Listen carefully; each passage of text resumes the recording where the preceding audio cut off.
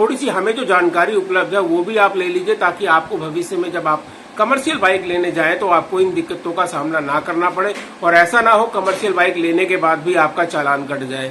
Bike taxi पे लग गया है बैन, और बैन के बाद जो है जितने भी राइडर हैं सभी इस वक्त परेशान हो रहे हैं कि आखिर करें तो करें क्या। किसी राइडर का कमेंट्स आ रहा है कि कमर्शियल करवा लो, और कोई कह रहा है कि कमर्शियल बाइक ही ले लो, पुरानी व्हाइट नंबर प्लेट की बाइक को बेच दो अगर आपको काम करना है तो। देखिए, राय तो बहुत सारी आ रही है, लेकिन करना क्या है और करने के बाद जो है हमारा होगा क्या, उसके ऊपर मैं थोड़ी सी रोशनी डालना चाहता हूं इस वीडियो के माध्यम से। तो वीडियो को ध्यानपूर्वक पूरा जरूर देखिएगा, और ऐसी ही नई जानकारियों के लिए आपको चैनल को सब्सक्राइब करना पड़ेगा, ताकि मैं आपको नई नई जानकारियां देता रहूं और वो जानकारियां आपको मिलती रहे। नोटिफिकेशन के बेल को जरूर दबा दीजिएगा। चलिए शुरुआत करते हैं हम। अगर आप अपनी बाइक को कमर्शियल करवाना चाहते हैं तो आपको क्या क्या करना पड़ेगा, उसके लिए कहां जाना पड़ेगा, इसकी जानकारी देते हैं। तो सबसे पहले मैं आपको बता दूं, दिल्ली एनसीआर की अगर हम बात करते हैं तो देखिए, दिल्ली के अंदर आप अपनी पुरानी बाइक को कमर्शियल में कन्वर्ट नहीं करवा सकते हैं। अब हम बात करते हैं कि अगर ऐसा कोई नियम दिल्ली के अंदर है ही नहीं तो राइडर करे तो करे क्या। देखिए, दिल्ली के अंदर नियम कब आएगा कब नहीं आएगा इसके बारे में ना तो मुझे पता है और ना ही आपको पता है। ये वक्त ही बताएगा कि कब नियम आएगा। उसके लिए खैर प्रयास काफी लोग कर रहे हैं और करते रहेंगे। क्या निर्णय निकलता है वो बाद की बात है। लेकिन अब बात करते हैं उत्तर प्रदेश की या फिर बात करते हैं हरियाणा की। जी हाँ, यहाँ पर जो है अगर आप नई बाइक कमर्शियल बाइक को लेना चाहते हैं और आपने ये सोचा कि आप वहां से कमर्शियल बाइक को ले लेते हैं और लेने के बाद आप बिंदास होकर काम करेंगे, तो मैं थोड़ा सा आपको रोकना चाहता हूँ कि देखिए, आप अगर नई बाइक लेते हैं, पुरानी बाइक को घाटे में बेचते हैं और बेचने के बाद जो आप चले जाते हैं कि ठीक है मुझे तो काम करना ही है दिल्ली एनसीआर के अंदर, तो भाई एक काम करता हूँ, मैं तो गुड़गांव रहता हूँ, या कोई बोलेगा कि मैं तो नोएडा या गाजियाबाद रहता हूँ, तो चलिए मैं बाइक ले लेता हूँ कमर्शियल नंबर, उसके बाद मैं दिल खोल के काम करूंगा, मुझे कोई डर नहीं है। लेकिन थोड़ा सा रुको भाई, इससे पहले थोड़ी सी हमें जो जानकारी उपलब्ध है वो भी आप ले लीजिए, ताकि आपको भविष्य में जब आप कमर्शियल बाइक लेने जाएं तो आपको इन दिक्कतों का सामना ना करना पड़े, और ऐसा ना हो कमर्शियल बाइक लेने के बाद भी आपका चालान कट जाए। अभी हम आपको मोबाइल के स्क्रीन पे लेके चलेंगे, और मोबाइल के स्क्रीन पे जाने के बाद हम आपको एक कमर्शियल बाइक का परमिट दिखाते हैं। तो ये है वो परमिट जिसके बारे में हम आपसे बात कर रहे थे। जी हाँ, ये गाजियाबाद उत्तर प्रदेश से बाइक ली गई है इनकी। देखिए, बाइक का नंबर हमने मिटा दिया है, इनका चेसिस नंबर मिटा दिया है, वो इनकी सेफ्टी के लिए मिटा दिया है, नाम वाम मिटा दिया है। लेकिन हम जो आपको महत्वपूर्ण बात समझाना चाह रहे हैं, केवल हम आपको वही समझाएंगे और वही दिखाते हैं। तो देखिएगा, आप यहाँ पर ये यूपी 14 की बाइक है, यानी गाजियाबाद अथॉरिटी से पास हुई है। और आपको जो मेन चीज हम लेके चलते हैं तो वो सीधा ये है। देखिए, दिल्ली के आरटीओ ने जब इनको पकड़ा तो बाकायदा यहाँ रिमार्क किया इन्होंने, और रिमार्क करने के बाद आप इसको स्क्रीन के ऊपर देख रहे हैं, ये रिमार्क है। इस रिमार्क के सामने बिल्कुल लिखा हुआ है कि इनको किस एरिया के लिए ये वाला परमिट जो है ये इशू हुआ है। देखिए, आप गाजियाबाद रीजन लिखा हुआ है, गाजियाबाद, गौतम बुद्ध नगर, बुलंदशहर और हापुड़, और डेट लिखी हुई है 5 साल का ये परमिट है। 5 साल तक इस एरिया में अपनी बाइक को ये चला सकते हैं। बाइक चलाने का जो इनको परमिट मिला है वो किस चीज के लिए मिला है वो बिल्कुल आप नीचे देख ही रहे होंगे, पैसेंजर फॉर हायर, यानी आप पैसेंजर को जो है अपनी बाइक के ऊपर जो है वो लेके जा सकते हैं, उनसे किराया ले सकते हैं। और पैसेंजर से आपको किराया क्या लेना है उसके बारे में भी इस परमिट के अंदर साफ लिखा हुआ है। देखिए, आप 12 नंबर पे यहाँ पे लिखा रेट ऑफ फेयर अप्रूव्ड, यानी जो भी फेयर है वो आपको जो है गवर्नमेंट के नियम के अनुसार ही कस्टमर से चार्ज करना है। अब गवर्नमेंट का नियम क्या कहता है और ऐप कंपनियों का नियम क्या कहता है वो आपके ऊपर डिपेंड करता है कि आप डायरेक्ट कस्टमर को लेके जाते हैं तो किस रेट से लेके जाएंगे, और ऐप कंपनी के रेट से लेके जाएंगे तो वो एक अलग बात है कि अगर आपने ट्रिप को ऐप कंपनी से उठाया है। अब हम आपको ये भी दिखा देते हैं कि ये परमिट जो है ये किसके ऊपर इश्यू हुआ है। तो आप यहाँ पर साफ देख रहे हैं परमिट के ऊपर यहाँ पर लिखा हुआ है ये परमिट जो है ये बाइक टैक्सी के लिए बनाया गया है। बाइक टैक्सी के लिए परमिट है, 5 साल का परमिट है, केवल पूरी यूपी का परमिट नहीं है। तो आपको सिर्फ यही बात ध्यान रखनी है कि जब भी आप अगर यूपी से भी या गाजियाबाद, नोएडा या फिर हरियाणा में भी अगर आप बाइक टैक्सी ले रहे हैं, यानी कमर्शियल प्लेट की बाइक आप ले रहे हैं, तो आपको जो है ये चेक कर लेना है कि आपको रीजन क्या क्या मिल रहा है।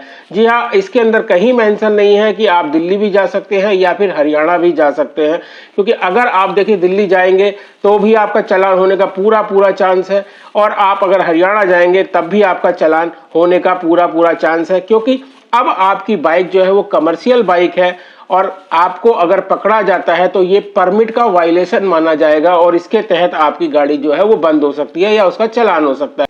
तो हमारे जो ये राइडर हैं इनको जब ये प्रॉब्लम का पता चला था, क्योंकि इनको दिल्ली में 5 नंबर वालों ने रोक लिया।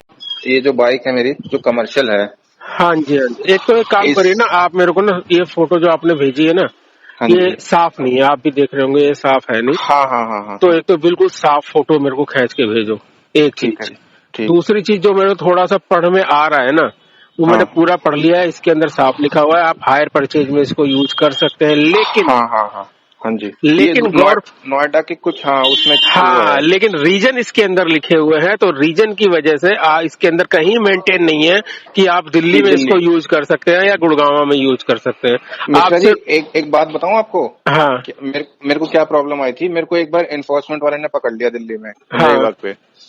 तो उसने मेरे को यही बोला, उसने खुद पेन से मार्क लगा के दिया कि तू इसमें ये इस देश मतलब शहर में इसको चला सकता है, दिल्ली में नहीं चला सकता है, इसको वापस वहीं ले जाके यूपी में खड़ी कर दे, नहीं हाँ तो अगर अगली बार पकड़ी गई तो अंदर कर दूंगा। अंदर था, और उन्होंने इनको ये सब कुछ समझा के, और फर्स्ट टाइम था, इनको जानकारी नहीं थी इसलिए इनको छोड़ दिया था, लेकिन बता दिया था कि आप ऐसा नहीं करना, आगे से अगर दोबारा आप कभी दिल्ली में पकड़े जाते हैं तो आपकी बाइक को जो है वो सीज कर दिया जाएगा।